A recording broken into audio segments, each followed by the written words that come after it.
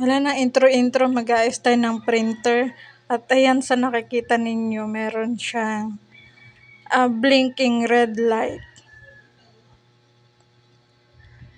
Yan, kailangan muna natin kalagin yung kanyang cover gamit ang ating screwdriver.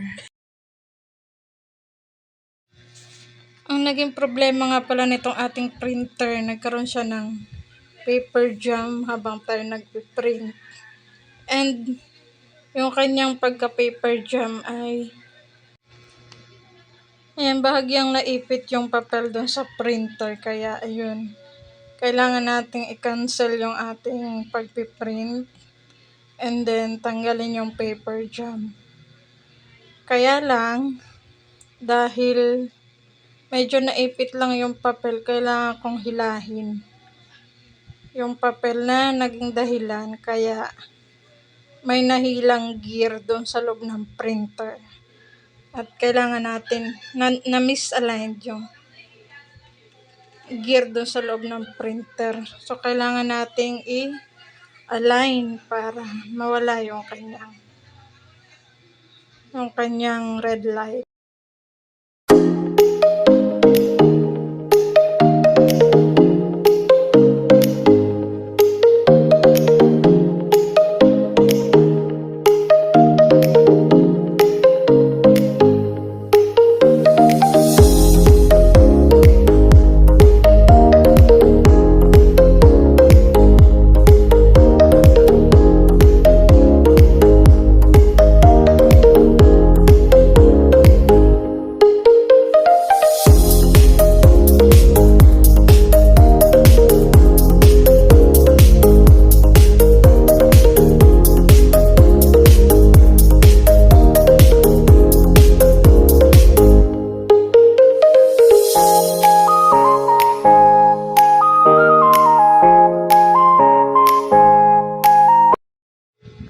Ayan, pagka-open ko nga nitong ating printer ay meron din ako ditong nakuha na kaperasong papel na isa sa mga paper jam o isa sa mga naiwang papel nung nag-paper jam itong ating printer. Ayan, at akin na rin alilinisan ng bahagya, pupunasan ng bahagya dahil medyo madumi na itong ating printer. Naiayos ko na nga pala dito yung kanyang gear na misalign. Hindi ko na naipakita sa video. So, akin nang pupunas-punasan.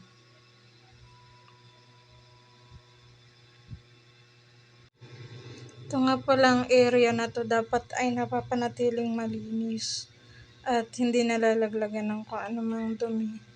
Dahil pwede talagang mag-cause ng paper jam kapag halimbawa may nalaglag na balat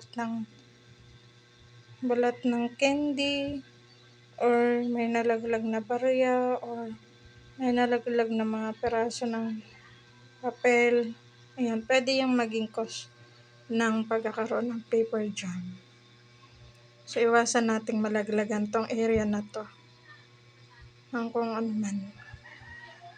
Ayan, and pagkatapos kong linisin ay akin na rin tinry na mag-print since okay na siya, nawala na yung kanyang red light.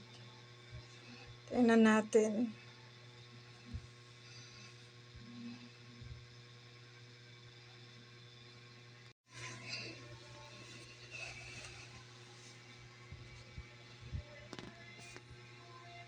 Yan, nagra-ready na siya.